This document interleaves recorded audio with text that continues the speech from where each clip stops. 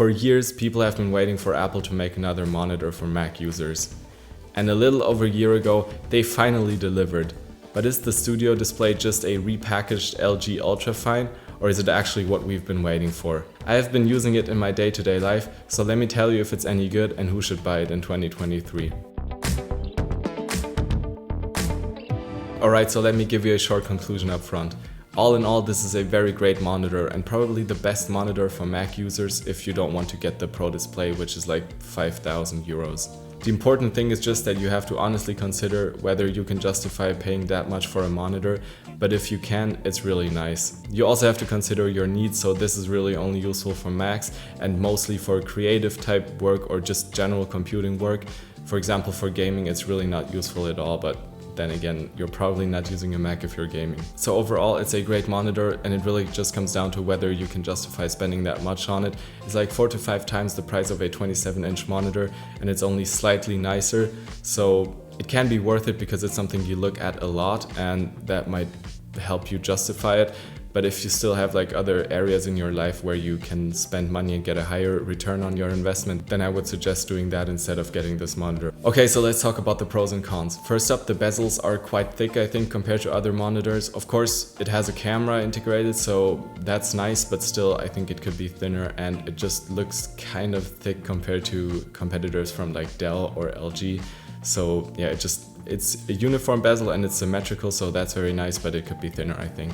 Also, it doesn't have any inputs other than USB-C or Thunderbolt. So if you, for example, want to connect a gaming console and use it for that, that won't be possible, or at least not without like major workarounds. So if you want to do that, that's probably not the right monitor for you. Another con for me is that it's still not mini LED. It's essentially still the same panel as the iMac 5K had. So you don't really get local dimming. You don't get the perfect blacks that the new MacBooks have. And so I don't know, especially if you're used to like a MacBook screen from the MacBook Pros from 2021 and on, it still might look worse in some situations and you will definitely notice that. Of course, you can't really get a mini LED monitor in 5K at 27 inches right now, so I don't know how limited the technology still is, but still it's kind of unfortunate that they didn't really push the boundaries. And the last con is the stand upgrade. I think the height adjustable stand is great because it makes for a more ergonomic viewing position and it's also really sturdy. It holds the position very well and it doesn't really wobble like other companies' stands do. But still, it just feels really bad to pay that much just for a stand upgrade. And I think, I don't know, you could maybe justify it more easily at like $200 but not at like $400. So yeah, it's just very unfortunate that they had to make that upgrade price so high. Okay, so let's talk about the pros. For me, the biggest pro is the image quality. First up, just because it's a glossy screen, it just looks sharper to me, the colors look more vibrant, and also the general panel quality is still so good.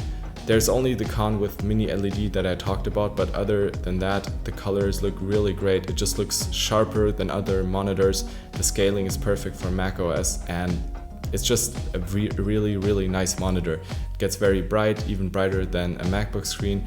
And yeah, you just notice in everyday use that it's just so much sharper and just nicer than other monitors. If you go from a 4K to a 5K display like this, I don't think it's nearly the same as going from like a 1440p to a 4K. So the difference isn't really that striking, but it's still very much noticeable and you get more sharpness and you will definitely be aware of that all the time. Also, the reliability and the speed are great. So it just works every time. There's like no hiccups. Everything works perfectly.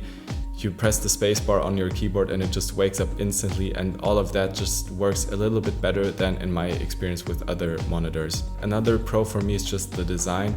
Normally, monitors aren't really like that nice to look at, so I really appreciate that it looks very well built. The materials are very high quality. It's like all made of aluminum. It's very, very heavy, and the stand especially is super heavy. And so yeah, it looks very nice and it feels well made. You spend a lot, but you at least feel like you get something for it because it's so well made. All of the little details and like every screw feels so high quality, and that's essentially part of what you're paying for. And another big pro for me is that it's just a great all-in-one package. You have an integrated power supply, so you don't have like this weird black box lying under your desk. Also, you have speakers that are super high quality. I like them very much, and I don't really use external speakers because they are just so good. And so you can have a very clean desk setup because you have like only one cable to your laptop. You have great speakers. It also has a camera that, I know there has been some controversy about the camera in the beginning because it's not the best quality, but still it gives like a better angle than a laptop camera, and in my experience it has been more than good enough.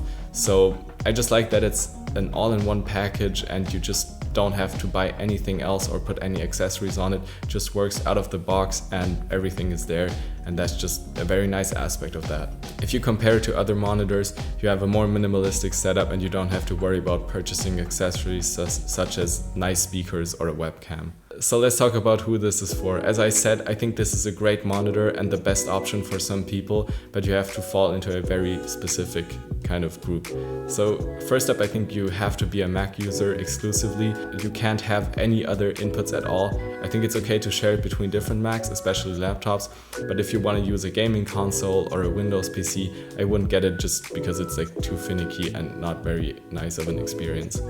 Also, you have to have the money to actually buy it, so you have to have enough disposable income to actually justify spending that much on a monitor. And lastly, I think you shouldn't do anything that benefits from a higher refresh rate. Of course, a higher refresh rate also looks nice, but especially I think in gaming, it's actually important and necessary to have a higher refresh rate.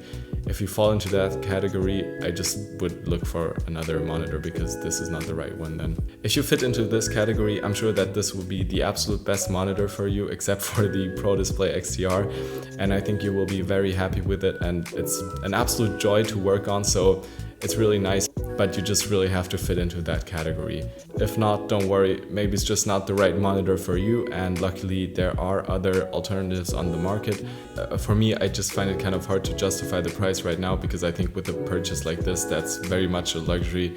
You have to be able to really comfortably afford it, so it's not for me right now, but I can definitely see it being great for someone else. If you're in the same boat, I just want to name some alternatives for you. So the LG Ultrafine 5K I think is not a very great alternative.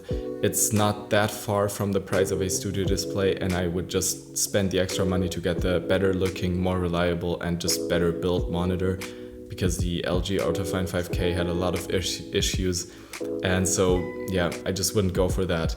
For good alternatives, I think the Dell U2723, I think is what it's called, is supposed to be a very great alternative, so I'll be looking into that. Also, even cheaper is the HP U28, which is also a 4K monitor. That's very great. And another one I can recommend, which I've actually used myself for about a year, is the LG Ultrafine Ergo 27 or 32 inch. It comes with a great ergonomic stand integrated, so it's just very nice to kind of adjust it and you get more space on your desk. So I can recommend that as well. In general, I would be looking at a 4K display if you can, just because it will look much sharper and nicer. Okay, so that's my opinion on the Studio Display after having tried it out. I hope I could help you out somehow and you enjoyed the video. Thank you so much for watching, and I'll see you in the next one.